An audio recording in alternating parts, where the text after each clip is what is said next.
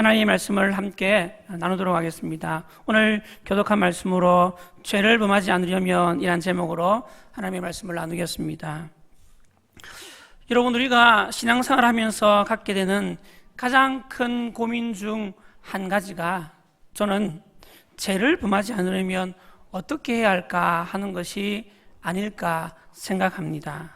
아마 모르긴 해도 이 시간 예배드리는 성도들 중에서 많은 분들이 이와 같은 고민을 했었고 여전히 지금도 하고 있지 않은가 생각합니다. 사실 저도 마찬가지입니다. 예수님을 믿어서 제사함을 받았으니 이제 하나님의 자녀답게 거룩하고 깨끗한 삶을 살아야 하는데 자꾸만 또다시 죄를 짓고 넘어지는 우리의 모습을 볼 때 실망하고 낙담하는 것이 우리의 현실이 아닐까요? 여러분, 우리가 예수님을 믿고 제사함을 받은 후 이 세상을 살 동안 죄를 짓지 않고 살아갈 수는 없을까요? 만약 이것이 가능하다면 어떻게 하면 죄를 짓지 않을 수 있을까요? 오늘 본문의 말씀을 통해 이에 대한 답을 얻고 하나님의 뜻을 발견하여 순종함으로 거룩하고 복된 삶을 살아갈 수 있는 저와 여러분이 될 수 있기를 주님의 이름으로 간절히 축원합니다. 여러분, 오늘 본문 요한일서 2장 1절에 보면 본서의 저자 사도 요한이 본서를 기록한 한 가지 목적을 밝히고 있는 것을 볼 수가 있습니다. 1절 상반절입니다. 나의 자녀들아, 내가 이것을 너희에게 쓰면 너희로 죄를 범하지 않게 하려 함이라. 내가 이것을 쓰면 너희로 죄를 범하지 않게 하려 함이라. 무슨 이야기입니까? 지금 사도 요한이 본서를 써서 그들에게 보내는 목적이 무엇이라고 말합니까? 너희로 죄를 범하지 않게 하기 위함이다. 그들이 죄를 범하지 않도록 하기 위해서 본서를 써서 그들에게 보내었다고 말하고 있습니다. 여러분, 당시 본서의 수신자들이었던 소아시아 여러 교회들은 그리스도인들이 되고도 여전히 죄를 범하며 하나님의 자녀다운 삶을 살지 못하고 있었던 것 같습니다. 그래서 사도 요한은 아버지의 마음으로 그들에게 편지하면서 나의 자녀들아, 내 아들들아 라고 말하고 그들을 향해서 너희가 죄를 범하지 않도록 하기 위해서 내가 이 편지를 쓴다 라고 이야기하고 있는 것입니다. 여러분, 이것은 본서의 저자 사도 요한이 본서를 써서 보낸 목적이기도 하지만 사실 이것은 성경 전체의 기록 목적이요 또한 성도된 우리를 향한 하나님 아버지의 마음입니다. 여러분, 하나님은 우리가 죄를 범하지 않기를 원하십니다. 하나님의 자녀가 된 우리가 하나님의 자녀답게 거룩하고 온전한 삶을 살기를 원하십니다. 마치 부모가 자기 자식이 범죄하지 않기를 바라듯이 하나님 아버지도 하나님의 자녀인 우리가 범죄하지 않고 거룩하고 온전한 삶을 살아가기를 원하신다는 것입니다. 그런데 여러분, 하나님의 이와 같은 마음에 반하여서 오늘 우리의 현실은 어떻습니까? 하나님은 우리가 범죄하지 않기를 원하시는데 우리는 여전히 죄를 범하며 살고 있지 않습니까? 하나님의 마음을 알면서도 여전히 죄를 범하며 실수하고 실패하는 것이 오늘 우리의 모습이지 않습니까? 여러분, 이와 같은 연약한 모습은 우리와 같이 믿음이 약한 자들만 있었던 문제는 아니었던 것 같습니다.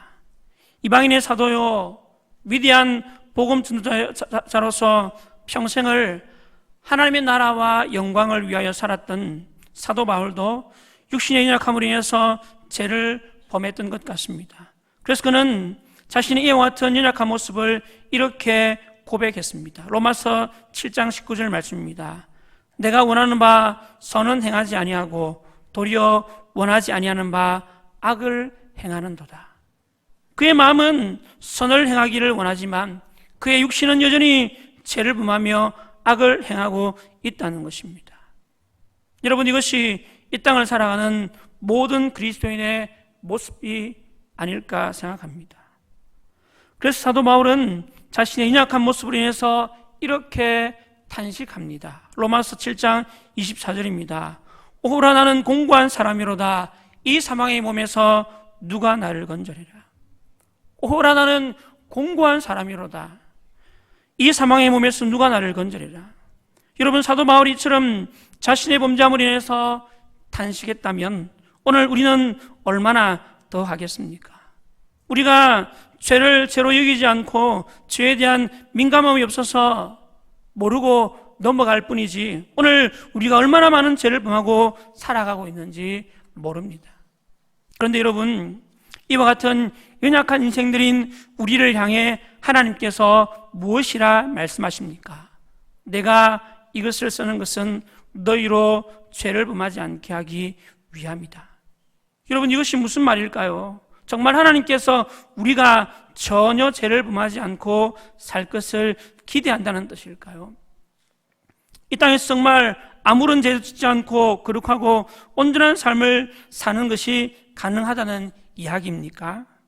여러분, 이 땅에 육신의 몸을 입고 태어난 사람들 중에서 예수님을 제외하고 단 한 사람도 이 땅에 사는 동안 죄를 짓지 않고 살아갈 수 있는 사람은 없습니다. 아무리 믿음이 좋고 신실한 사람이라 하더라도 전혀 죄를 범하지 않고 사는 사람은 아무도 없습니다. 그렇다면 여러분, 이 말이 무슨 뜻일까요? 하나님은 우리가 죄를 범하지 않고 살 수 없다는 것을 알면서도 왜 나는 너희가 죄를 범하지 않기를 원한다고 말씀하시는 것일까요? 여러분, 이것은 하나님의 자녀인 우리를 향하신 하나님 아버지의 바람이요 소망입니다. 다시 말하면 하나님은 우리가 이 땅에서 그렇게 살 수 없다는 것을 알면서도 하나님의 자녀로서의 합당한 삶의 모습을 우리에게 가르쳐 주시는 것입니다. 그래서 우리도 하나님 아버지와 같은 꿈, 같은 소망을 품고 살아가기를 원하신다는 것입니다. 하나님은 우리가 하나님의 그와 같은 마음을 알고 그의 뜻에 순종하기 위해 몸부림치는 삶을 살기를 원하시는 것입니다. 여러분, 우리는 이 사실을 본문 1절 하반절을 통해서 알 수가 있습니다. 1절 하반절입니다. 만일 누가 죄를 범하여도 아버지 앞에서 우리에게 대언자가 있으니 곧 의로우신 예수 그리스도시라. 만일 누가 죄를 범하여도, 여러분, 방금 하나님은 나는 너희가 죄를 범하지 않기를 원한다고 말씀하셨습니다. 그런데 곧바로 이어서 만일 누가 죄를 범하여도 라고 말씀하고 있습니다. 여러분, 만약 하나님께서 우리가 정말 아무런 죄도 짓지 않고 거룩하고 온전한 삶을 살 수 있다고 생각했다면 아마 이런 말을 덧붙이지 않았을 것입니다. 그러나 하나님은 우리가 죄를 범하지 않고 온전히 거룩하고 깨끗한 삶을 살아갈 수 없다는 것을 너무도 잘 아셨습니다. 그래서 하나님은 자신의 마음은 우리가 죄를 범하지 않고 살아가기를 간절히 바라지만 우리가 그렇게 살지 못한다는 것을 너무도 잘 아시기에 우리가 죄를 범하지 않으려면 어떻게 해야 하는가를 말하기에 앞서 먼저 우리가 죄를 범했을 때 어떻게 해야 하는가 하는 것을 말씀해 주고 있다는 것입니다. 여러분, 이것은 하나님의 마음, 하나님의 뜻에 미치지 못하는 우리를 향해 끝까지 참고 인내하시며 긍휼을 베풀어 주시는 하나님의 아버지의 사랑의 마음을 우리에게 보여주고 있는 것입니다.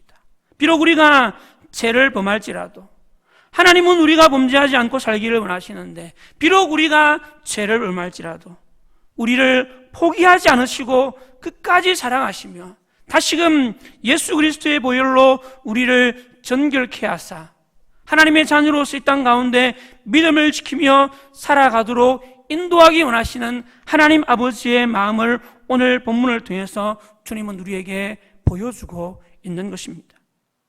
그 사랑이 하나님께서 오늘 우리가 죄를 범했을 때 어떻게 해야 한다고 말하고 있습니까?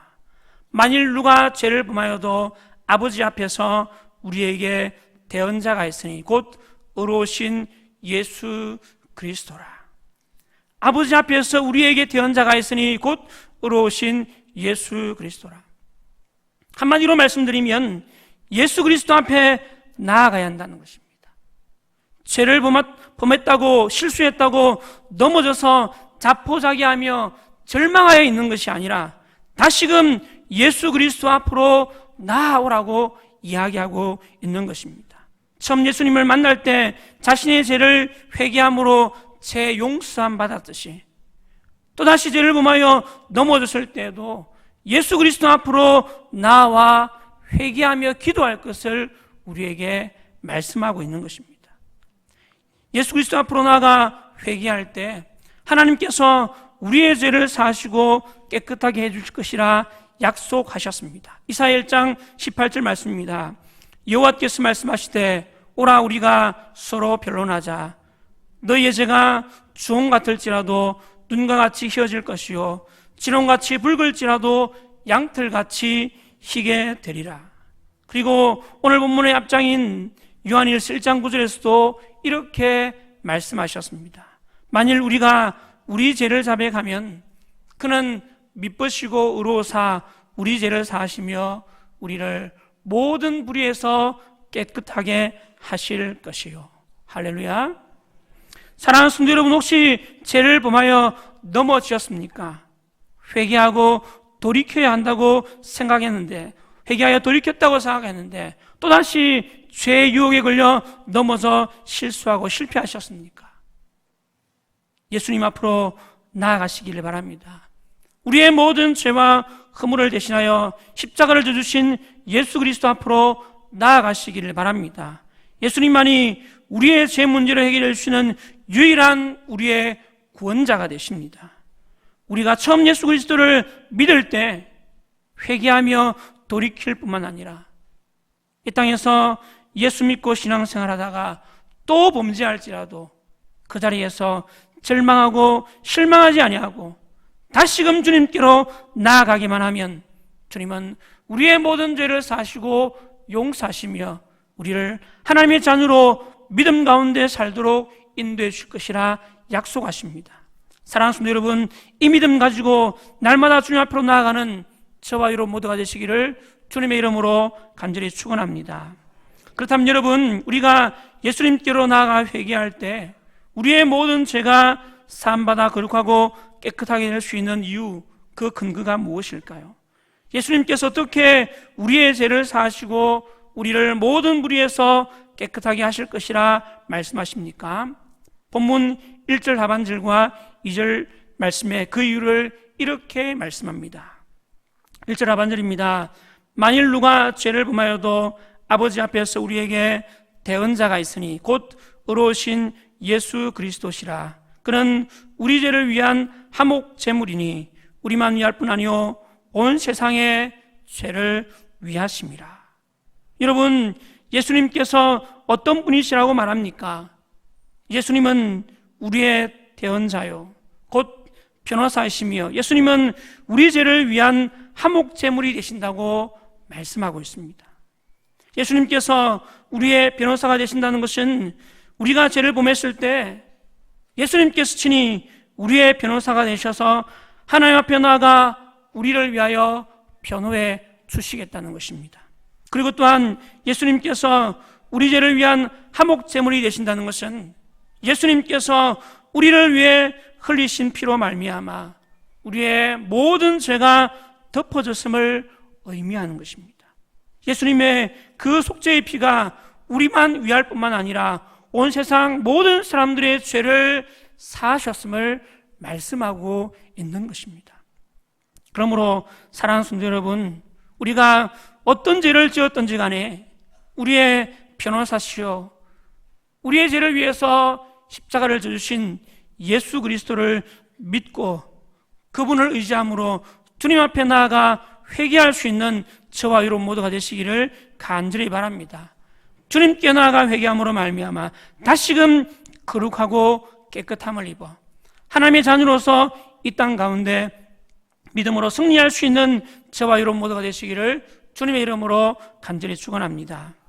그리고 이어서 오늘 본문 3절에서 6절까지 말씀은 본서의 기록 목적인 우리가 죄를 범하지 않으려면 어떻게 해야 하는가 하는 것을 말씀합니다. 오늘 본문에 보니까 하나님께서 우리가 죄를 범하지 않을 수 있는 한 가지 방법을 말씀해 주고 있습니다. 여러분, 그것이 무엇일까요? 본문 5절 말씀 같이 한번 읽도록 하겠습니다. 본문 5절입니다. 시작. 누구든지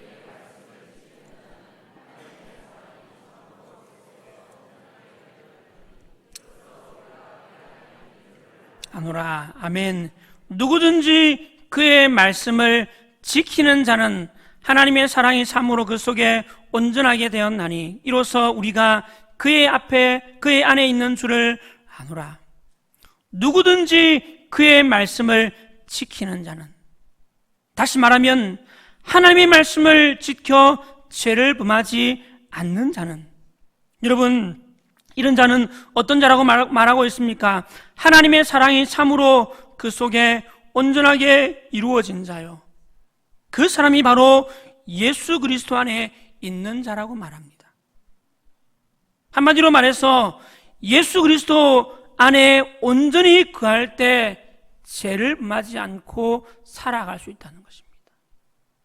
우리가 이 땅 가운데서 죄를 범하지 않을 수 있는 유일한 방법은 예수 그리스도 안에 온전히 거할 때 범죄하지 않고 살아갈 수 있다는 것입니다. 예수 그리스도 안에 있는 자, 예수님만으로 충만한 자, 예수님의 다스림만을 받는 자, 범죄하지 않고 거룩하고 온전한 삶을 살아갈 수 있다고 말씀합니다. 그런데 여러분, 사실 우리가 이 땅에 살면서 예수님 안에 온전히 거하는 것 가능한 일일까요? 예수님만으로 충만하고 예수님의 다스림만 받고 예수님의 말씀에 100% 순종하며 살아가는 것 과연 가능한 일일까요? 여러분, 만약 이것이 가능하다면 우리는 죄를 범하지 않고 살아갈 수가 있습니다. 그런데 문제는 우리가 그렇게 살아갈 수가 없다는 것입니다. 우리가 그런 꿈, 그런 비전을 품고 살아가지만 오늘 우리의 현실은 그러지 못하다는 것을 우리에게 말씀해 주고 있습니다. 한마디로 말해서 우리의 뜻, 우리의 의지만으로는 이 땅 가운데 죄를 범하지 않고 살아갈 수는 없다고 말씀하고 있는 것입니다. 그래서 여러분, 오늘 본문에서 하나님은 죄를 범하지 않으려면 어떻게 살아가야 하는가를 말하면서 먼저 죄를 범했을 때 어떻게 해야 하는가를 말씀하셨던 것입니다. 무슨 이야기입니까? 하나님은 우리가 죄를 범치 않으며 살기를 원하시지만 우리가 그렇게 살아갈 수 없다는 것을 아시기에 죄를 범했을 때 어떻게 해야 하는가, 어떻게 하나님의 뜻에 다시금 합당한 삶을 살아갈 수 있는가 하는 것을 우리에게 보여주고 있는 것입니다. 여러분, 이 말씀이 오늘 우리에게 주는 교훈이 무엇입니까? 우리는 결단코 이 땅 가운데 살면서 우리의 힘, 우리의 의지, 우리의 결단만으로는 죄를 범하지 않는 완전히 거룩하고 온전한 삶을 살아갈 수는 없다는 것입니다. 그럼 어떻게 해야 합니까? 날마다 예수 그리스도 앞으로 나아가야 한다는 것입니다.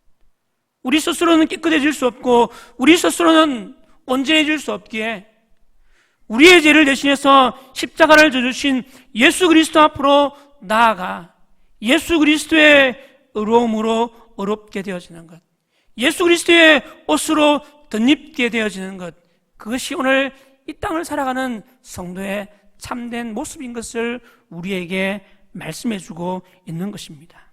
그러므로 사랑하는 성도 여러분, 특별히 오늘 새가족수를 하는 모든 새가족 여러분, 우리가 거룩하고 깨끗한 삶을 살기 원하시는 하나님 아버지의 마음을 알게 되기를 바랍니다. 뿐만 아니라 예수님 안에 거함으로, 정말 예수님 안에 거하기 위해서 몸부림치는 삶을 살아가며 또한 날마다 예수 그리스도 앞으로 나아가서 우리의 모든 죄와 허물을 용서받고 예수 그리스도로 말미암아 거룩하여지고 옷 입게 되어지는 저와 여러분의 삶이 될 수 있기를 간절히 바랍니다.